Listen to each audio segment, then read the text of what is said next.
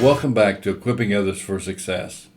And today we're going to discuss pillar number 3, or the third step in reproducing a leader who can do what you need them to do. The third step is the training phase, and you'll discover that training is a distinct activity from coaching. And I hope to provide some clarity about this today in this lesson.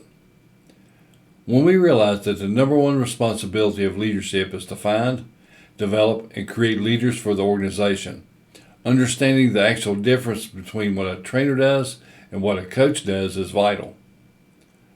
Now, before we dive into step 3 and the third pillar of equipping someone, let's do a quick review of all 6 steps. The 6-step process for equipping others looks like this. The first step is to model, or to set the example. And this is where you or I do the work that we want others to do. The second step is the recruiting phase, where I choose someone to do what I've modeled. The third pillar and step is the one we'll focus on today. And this is where we do the work with the person we recruited, the actual training phase. Now here, I would still do the job, but that person stays with me at this stage. The fourth pillar and phase of equipping somebody is that they now do what I've modeled, recruited, and trained them to do. Now I stay with them at this phase, but they're the one doing the work as I observe and coach them. At the fifth stage, the person that recruited, trained, and coached now performs the work independently. Now this is the empowerment step, and I'm no longer with that person. Now I'm available if needed, but they are responsible and empowered to do the work that we trained them for. Now the sixth step is where we often miss the boat in building a team that can carry on the vision and mission when we're not around. The person I empowered must understand the importance of repeating the process that I had with them for somebody else now. They model, recruit, train, coach, and empower somebody now. This is how legacy is built and sustained. Let's dive into what this particular lesson's about. And that's pillar 3. Where I do the task and they are with me, the training step. Often when developing and equipping someone, we skip this step or confuse it with the coaching phase. However, this is where I do it and they're with me. And here you intentionally let them see you do the work. Don't skip this vital step and turn them loose before they can see your model and set the example of what you expect of them. It's much easier for most people to learn by seeing it done rather than being told what to do. Now keep in mind during each phase, we're not simply instructing, we're taking them on a leadership journey. Now, have you ever heard the phrase, slow down to speed up? Well, this phrase applies when you understand that doing what you do well will take longer when you have an untrained person with you, but the investment will pay off in the long run. Now, if we don't have someone trained, or even when we do have somebody trained, but they aren't properly trained, we'll have to continue doing the work ourselves or go back and redo what the improperly trained person did. Now think about it. If we don't believe or feel we have enough time to train somebody properly, when do you think we'll find the time to redo what they did if they mess it up? It's an opportunity cost question that we have to ask ourselves. Now think about this. Formal education is important, but nothing replaces hands-on training and mentoring. Having the expert display what is required is priceless to any learner. At this stage, communication will primarily come from the person modeling, through demonstration, instruction, and questioning to the observer. Now make it a safe zone by being open to any questions related to the task at hand. When someone's new to something, they may be reluctant to ask questions if they feel insecure. So help them be secure in their environment and learning stages. So communicate, demonstrate, and communicate again. And that means listening with more than just our ears. And if they seem a little confused, stop and ask if there's anything they have questions about. George Bernard Shaw once said this about communication. The single biggest problem in communication is the illusion that it has taken place. Now, as trainers, we can get caught up answering questions that nobody's really asking. That's because we can falsely assume everyone thinks and learns like we do, but they don't. And being aware that we aren't mind readers and knowing everyone's perspective is different should prompt us to be curious enough to ask open-ended questions about what the other person is actually seeing and hearing. Have you ever been afraid to ask a question of a teacher, a coach, or a trainer? Well, I'm pretty bold, but there have been times I was afraid to ask in front of my peers for fear of looking dumb or stupid.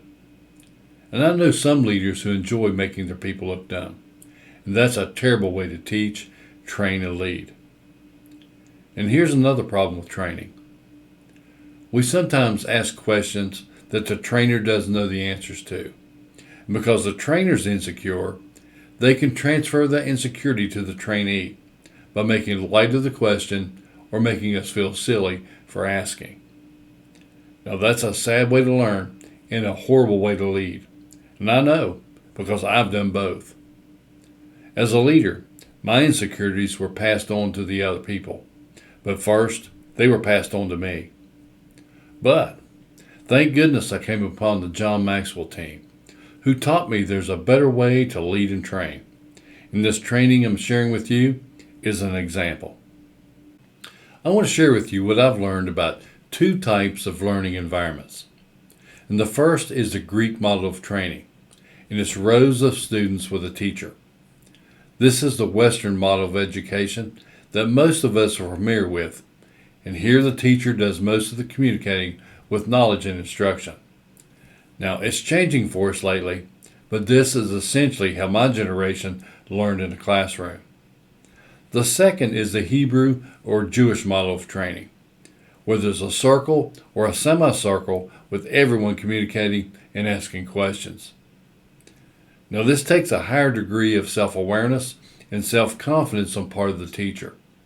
That self-awareness gives the teacher or instructor the confidence to transfer confidence to the students by allowing the student to share what they're thinking, give their perspectives at the time, and to ask questions.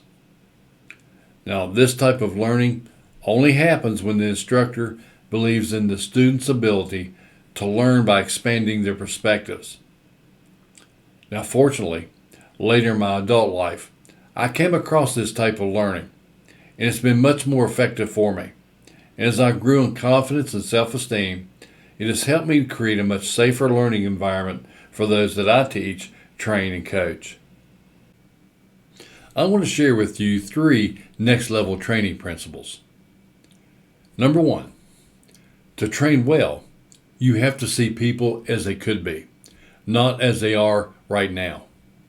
And to be a better leader who understands that vision and culture are implemented through people and not simply through systems, remember what Steve Jobs once said. Management is about persuading people to do what they don't want to do, while leadership is about inspiring people to do things they never thought they could do. Now, when learning something important, people don't want to fail. They want to fail you as the leader, and they don't want to fail themselves. So to be a great trainer, remember what Chris Hodges said. Instead of pointing out people's flaws, point out their potential. Treat your recruit like you'd like to be treated at every step of their development. And, as their leader, believe in them when they fail to do it for themselves. So number 1, see people as they could be by focusing on their potential. Number 2, say what we see.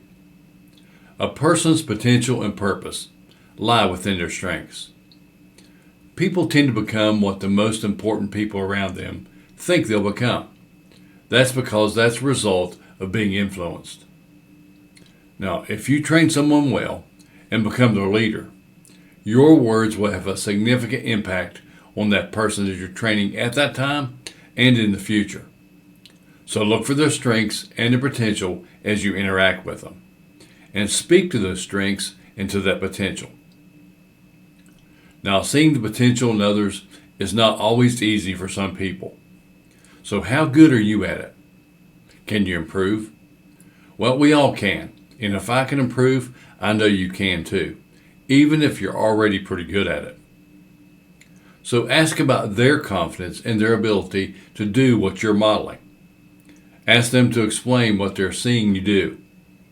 The goal is to make sure they understand what needs to be done and why you're doing it, and to share your confidence in them to do it well when it's time for them to do it. Now, communication during each phase of equipping is vital for everyone involved with the process. Because as Shannon Alder once said, with no communication, there is no respect. And with no respect, there is no caring. And if there's no caring, then there's no understanding. Number 3, when it comes time to train, we as a trainer must begin the process. We must let them know we're about to start a development process with them. So first, let them know you'll meet with them regularly. Now this is an area that must be a priority for the leader and trainer. The learner expects it, but will rarely demand it. It's a must-do for the leader that must be scheduled. Next, be sure to ask questions. Now, to understand the mind of a person, look at what they've achieved already. To understand the heart of a person, look at what they dream of becoming and doing. Now, your vision and mission matter, and having the right person on the team matters. But if that person on the team feels that they don't matter, your vision and dream will eventually matter very little to them. Next, learn together. Now, even an expert can learn. As a matter of fact, an expert understands it was being a learner that made them an expert in the first place. I like what Eric Hoffer once said. In times of change, the learners will inherit the earth, while as the learned will find themselves beautifully equipped to deal with a world that no longer exists. So as a leader, remember, don't just take them where they want to go, take them where they ought to be and be intentional about it. And let them know that you're learning with them. Next, ask them to help you with something. Now, this is a possible confidence and self-esteem builder for any recruit. Can you help me is a powerful question. And finally, always encourage them to teach others. Let them know you're counting on them to eventually teach others what you're teaching them. Now, this is a place to set the expectations that everyone in the organization is a people developer and learner. Now, it's one of the beginning stages of the multiplication of leadership. And remember, to learn more, give what you learn away by teaching and empowering others. Remember the 4 qualities that Chris Hodges models, recruits, and trains others with. Number 1, pursue and maintain passion. Number 2, value people, all people. Number 3, pursue excellence. And number 4, choose the attitude that you want for your organization. Now here's your weekly assignment, if you haven't already done it. Choose the 4 qualities that you want for your team. And once you do this, your confidence in living them out in the modeling phase will be evident. And it will help you to better recruit the right people for your training phase. Now, thanks for sticking with me this far, and I'm confident you'll learn even more in the next lesson about the coaching phase. I'll see you there.